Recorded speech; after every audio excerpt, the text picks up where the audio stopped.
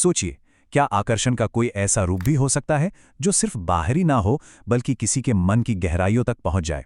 आज हम बात करने वाले हैं शिव मोहिनी विद्या की रहस्यमयी दुनिया के बारे में। ये एक ऐसी प्राचीन कला है जिसके बारे में कहा जाता है कि इसमें सम्मोहक प्रभाव की जबरदस्त शक्ति है। तो इस दिलचस्प कॉन्सेप्ट को ठीक से समझने के लिए बिल्कुल बेसिक से शुरू करना होगा। सवाल यह है कि आखिर ये रहस्यमयी कला है क्या, जिसके बारे में पुराने ग्रंथों में इतना कुछ लिखा है। तो चलिए सबसे पहले मोहिनी विद्या के बिल्कुल कोर कॉन्सेप्ट को समझते हैं। मतलब ये सम्मोहक आकर्षण की शक्ति आखिर है क्या, इसे थोड़ा खोलकर देखते हैं। अब देखिए, रोजमर्रा के आकर्षण के बारे में हम जो भी जानते हैं उसे एक पल के लिए भूल जाइए। स्रोत बताते हैं कि मोहिनी विद्या इससे कहीं ज्यादा गहरी चीज है। ये कोई मामूली बात नहीं है, बल्कि सम्मोहन यानी हिप्नोसिस का एक ऐसा रूप है जो सीधा किसी के विचारों पर असर डाल सकता है। जरा सोचिए कि कोई इससे इतना गहरा प्रभावित हो जाए कि उसकी अपनी हकीकत ही धुंधली पड़ जाए और वो किसी एक इंसान या चीज के प्रति एक ऐसा खिंचाव महसूस करने लगे जिसे तोड़ना नामुमकिन सा हो। और यहीं पर इसका असली फर्क एकदम साफ हो जाता है। देखिए, जो आम अट्रैक्शन होता है वो ज्यादातर सतही, फिजिकल या इमोशनल होता है, लेकिन मोहिनी विद्या का प्रभाव, जैसा कि बताया गया है, वो बहुत गहरा है, मेंटल और कॉग्निटिव लेवल पर। एक सिचुएशन में हमारा खुद पर कंट्रोल रहता है, पर दूसरी में कहा जाता है कि किसी की विल पावर ही किसी और के कंट्रोल में आ जाती है। ये वाकई में एक सोचने पर मजबूर कर देने वाला आइडिया है। तो सवाल उठता है कि इतनी जबरदस्त शक्ति को साधा कैसे जाता है। ग्रंथों के मुताबिक ये 3 शक्तिशाली पिलर्स का एक कॉम्बिनेशन है। पहला है त्राटक, मतलब एकटक बिना पलक झपकाए किसी चीज पर ध्यान लगाना। दूसरा है मंत्र, यानी वो पवित्र ध्वनियां जो पूरे ब्रह्मांड में गूंजती हैं। और तीसरा है यंत्र, वो मिस्टिकल डायग्राम्स जो कॉस्मिक एनर्जी को एक जगह फोकस करते हैं। ऐसा माना जाता है कि जब ये तीनों एक साथ काम करते हैं तो एक ऐसी सम्मोहक शक्ति पैदा होती है जिसे रोक पाना बहुत मुश्किल है। लेकिन ये सारे आइडिया आए कहाँ से हैं? इसे समझने के लिए हमें प्राचीन ग्रंथों की गहराइयों में जाना होगा और इसकी ऐतिहासिक जड़ों को खोजना होगा। इस कला के शिखर पर स्रोत के अनुसार कोई और नहीं बल्कि भगवान कृष्ण खुद हैं। उन्हें इस विद्या का परम गुरु बताया गया है।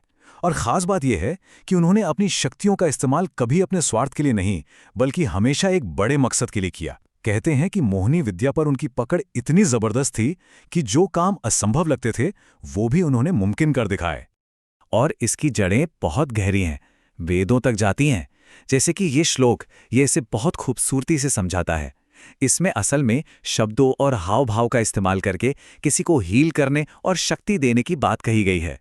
ये एक बेहतरीन उदाहरण है कि कैसे इन प्रभावशाली शक्तियों का इस्तेमाल अच्छे कामों के लिए किया जा सकता है।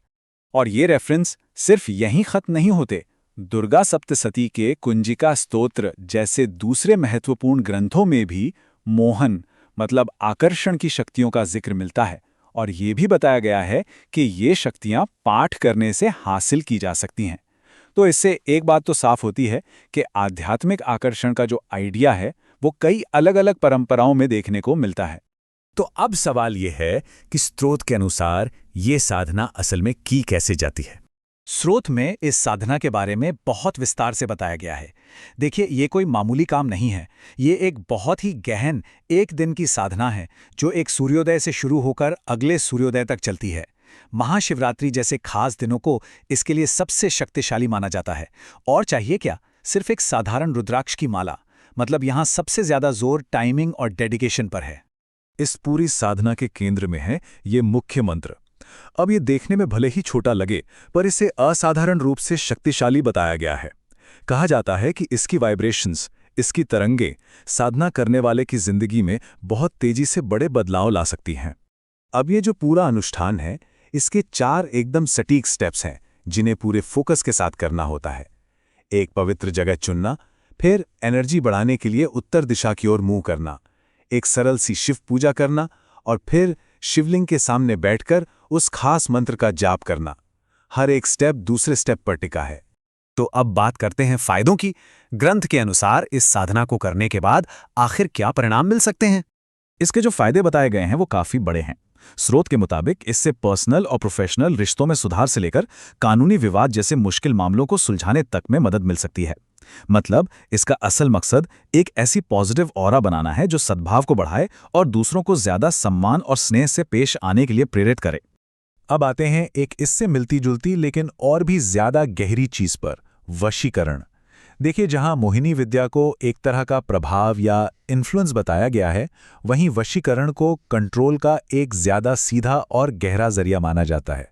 वशीकरण को एक बहुत ही पावरफुल और गहन आध्यात्मिक प्रक्रिया के तौर पर डिफाइन किया गया है। ये कोई साधारण हेरफेर नहीं है, बल्कि एक ऐसी प्रक्रिया है जिसमें किसी दूसरे इंसान पर मेंटल, इमोशनल या फिजिकल लेवल पर प्रभाव डालने के लिए जबरदस्त डेडिकेशन और एकाग्रता की जरूरत होती है। और ग्रंथ इस बात पर पूरा जोर देते हैं कि इस तरह की प्रैक्टिसेस का नतीजा पूरी तरह से करने वाले की नीयत, इरादे की पवित्रता और उसकी नैतिकता पर निर्भर करता है। इसे हल्के में लेने की भूल बिल्कुल नहीं की जा सकती। और ये चीज़ हमें इस पूरी चर्चा के शायद सबसे ज़रूरी हिस्से पर ले आती है, वो है चेतावनी। स्रोत इस ज्ञान के जिम्मेदार इस्तेमाल को लेकर एक बहुत साफ चेतावनी देता है। ये नैतिक दिशा निर्देश ये बहुत ज़रूरी हैं। इस शक्ति का इस्तेमाल कभी भी हल्के में या किसी को नुकसान पहुंचाने की नीयत से नहीं करना चाहिए। ग्रंथ साफ चेतावनी देते हैं कि इसका गलत इस्तेमाल न सिर्फ दूसरों को नुकसान पहुंचाता है, बल्कि खुद साधना करने वाले के लिए भी बहुत गंभीर नेगेटिव नतीजे ला सकता है। इसलिए नेक इरादा और एक अनुभवी गुरु का मार्गदर्शन सबसे ज़रूरी माना गया है। और ये सब हमें एक बहुत ही गहरे और पुराने सवाल पर लाकर छोड़ देता है, जिस पर हम सभी को सोचना चाहिए कि वो नैतिक रेखा कहाँ है। कब एक छोटा सा प्रभाव एक चालाकी भरा कंट्रोल बन जाता है। शायद यही सबसे बड़ी सीख है जो इन प्राचीन अवधारणाओं को